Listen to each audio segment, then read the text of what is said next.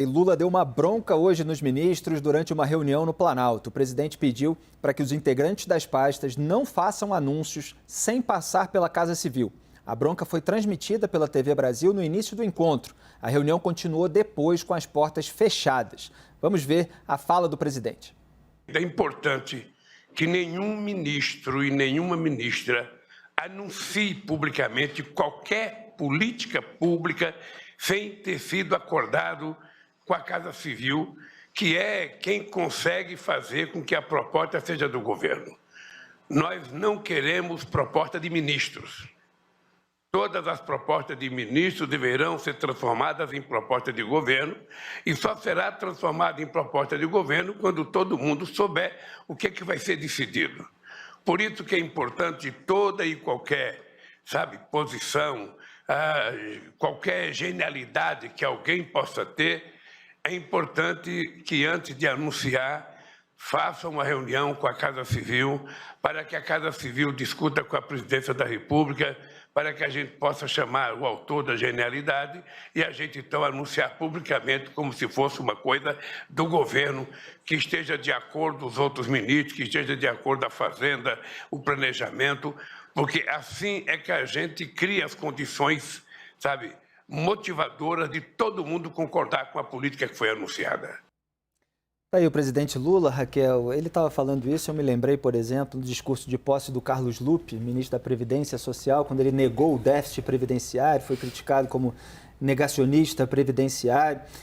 No começo do governo houve o chamado bate-cabeça, né? Gente falando uma coisa e depois o governo tomando outro caminho. O próprio ministro Haddad chega a anunciar determinada medida, depois há ali uma tensão interna da qual você vem tratando bastante. O Lula agora manda um recado geral, mas veio tarde, antes tarde do que nunca. É também para se eximir de alguns anúncios errados, não, ou está botando um freio de arrumação? Não, hoje o motivo da irritação, foi apurar isso no Palácio do Planalto, é o anúncio do ministro de Portos e Aeroportos, Márcio França, de dizer que vai ter uma cota de passagens a R$200 para estudantes, idosos, etc. Isso não foi discutido com o setor aéreo, não estava na mesa, não foi discutido com a Casa Civil. Existia algum debate com o setor sobre formas de baratear a passagem aérea. Esse setor sempre tem demandas de formas de reduzir o preço do querosene de aviação, demandas ali sobre impostos, financiamentos. É um setor bastante complicado em termos de viabilidade. É sempre um setor que fica em dificuldade, não é um setor simples. Mas o que o Márcio França está propondo é algo quase... eu realmente não consigo enxergar como é que ele vai fazer. Porque, assim, ou ele vai dar um enorme subsídio para viabilizar passagens a R$200 para esse monte de gente, ou ele vai interferir na política de promoções, na política tarifária de empresas que atuam no mercado livre. Porque hoje, como funciona, né, a política de preços das companhias aéreas? Você tem as promoções em que aparecem ali passagens de até R$300, né? Às vezes tem umas super promoções e passagens mais caras são compradas em cima da hora ou em feriado, temporada, que custam muito mais caro e uma coisa acaba compensando a outra. Mas isso é feito pelas próprias companhias dentro da política de preços delas, num mercado que sim, é dominado por poucas empresas, o consumidor tem poucas oportunidades de escolha, é um mercado oligopolizado, mas é livre mercado. Então, assim, como é que o governo vai entrar dentro da política tarifária das companhias aéreas para determinar que as promoções vão caber só para um perfil de passageiro? Eu não consigo enxergar. E aí, do outro lado, se a gente tem prioridades enormes na área social, né? Minha Casa Minha Vida, o próprio Bolsa Família, uma série de políticas voltadas aos mais pobres que precisam ser aprimoradas, aperfeiçoadas, que precisam de muita atenção. Aí você vai fazer subsídio para passagem aérea? Foi isso que irritou o Lula. Foi uma ideia que surgiu ali e ninguém o consultou. do Márcio França, ministro de Portos, Aeroportos, aquele que foi candidato ao Senado Federal aqui por São Paulo, mas acabou perdendo, ao contrário do que indicavam as pesquisas, para o Marcos Pontes, né, o astronauta ligado ao bolsonarismo. Hélio, essa medida que o Márcio França anunciou é uma ingerência estatal na iniciativa privada? É uma ingerência estatal na iniciativa privada, sim, porque está determinando o que a companhia privada pode fazer com esses assentos que ela ou tem baixa temporada e não vendeu, ou de último momento não vendeu. Mas ela já tem uma política para isso. São os last minute, né? São de último momento, assim, para vender. Ela diminui o preço, tenta preencher, às vezes não consegue. E o que ele estava tentando fazer é uma coisa completamente utópica, na minha opinião. Na pior interpretação possível, eu vejo como um refis para a companhia aérea, porque é como se ele estivesse dizendo, se você interpretar de uma outra forma, dizendo o seguinte: olha, companhia aérea, você quer ajuda, vocês têm bom lobby em Brasília, não, eu compro aí o mico, eu pago pelo mico e faço as pessoas pagarem pelo mico via um crédito do governo, da Caixa, do Banco do Brasil, mas o governo está fazendo um direcionamento de recursos para as companhias aéreas para ajudar no mico. Também, dependendo de como ele tivesse formulado a coisa, podia ir para esse lado. Então, mas o que fica mais claro para mim, Felipe, assim, a mensagem que ficou é a do Lula, dizendo que o governo sou eu é que mando no governo. Me parece diferente do método de gestão de governos anteriores, um pouco mais descentralizado. Aqui ele está dizendo, não, o que o Haddad vai fazer, não, sou eu que estou fazendo. O que o ministro vai fazer, não, quem decide sou eu, passa aqui pela Casa Civil, que vai fazer o filtro, mas eu estou dizendo o que esse governo tem que fazer, centralizado em mim, a equipe é só para tocar. Mas, assim, quem determina sou eu.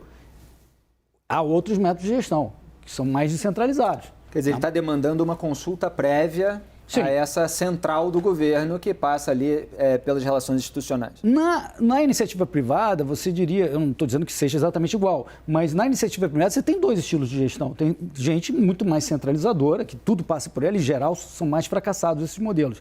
E quem trabalha mais com contenção de riscos a posteriori e delega mais para as pessoas que estão na ponta. Dando autonomia para os gestores. Isso, você consegue tocar uma empresa melhor. E eu acho que isso também vale em grande medida para o governo. Você dá mais poder para os servidores da ponta. Então, para isso, você tem que dar mais poder para os ministros. E aí, se você tem alguma coisa que não está em linha com o governo, você trata a posteriori. Um pouco como ele fez hoje aí. Mas eu interpreto do discurso dele que ele falou, não, agora mudou a regra, eu é que mando mesmo. Ele foi além, exatamente, como você está colocando. Quer dizer, ele poderia só tratar a posteriori e dizer, olha, essa proposta eu não gostei, vamos acabar com ela. Isso. Mas não, ele está dando uma orientação geral para agora tudo passar por esse núcleo. Ele não está dizendo que é ele próprio, ele está dizendo da pasta da Casa Civil, né, que é comandada pelo Rui Costa. Mas eu entendo que Cada um, evidentemente, tem a sua interpretação sobre qual é o melhor modelo a ser seguido, o que deve ou não ser feito. Mas você está colocando aí o quadro e as suas avaliações. E eu acho, só para concluir, que quando a Glaze fala também é o Lula. Também é o que o Lula quer. Então, é um modelo centralizado. A gente fala que não, o PT é um partido organizado, tem a democracia do PT. Essa é a democracia do PT, centralizado no Lula. Ele é que manda. Rapidamente, assim, sim, acho que o Lula tem um pouco desse perfil centralizador, mas assim, a Casa Civil dentro de um governo é natural que ela organize os projetos. Assim, existe um caixa que é o Tesouro Nacional. Então, assim, não dá para cada ministro ficar inventando uma coisa, não vai ter dinheiro para tudo. Então, assim, está certo, presidente, as coisas precisam passar pela Casa Civil, os projetos precisam receber o aval da Casa Civil antes de serem anunciados. Não dá para sair prometendo passagem a R$200 antes de passar pela Casa Civil, nem ficar criticando o regime de previdência antes de passar pela Casa Civil. Acho que a gente critica a gestão do Lula em vários pontos que tem que criticar, mas assim, coordenação de governo, ela é necessária. Gabriela, você acha que tem que ser assim também? Que houve gente colocando aí a carroça na frente dos bois? Quando eu falei até do Haddad, é porque em determinado momento ele anunciou a reoneração dos combustíveis e aí o governo quis segurar mais um pouquinho. Houve uma preocupação ali com a popularidade do Lula, logo no momento de começo do exercício do mandato, preferiram segurar mais e agora foi reonerado e tem um impacto, inclusive, no IPCA de março. Então já houve vários momentos de bateção de cabeça, agora está colocando ordem na casa. Você acha que deve seguir nesse caminho?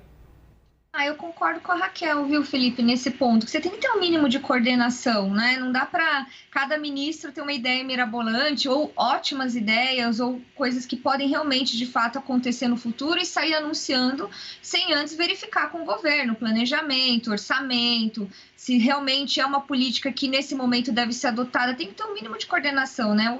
As pessoas elegeram o presidente da República, que organizou ali o seu ministério, né? Tudo de fato, e não é só esse presidente, mas os presidentes anteriores faziam com que as coisas fossem coordenadas pela Casa Civil. A gente deveria estar criticando se o discurso ele fosse diferente disso, né?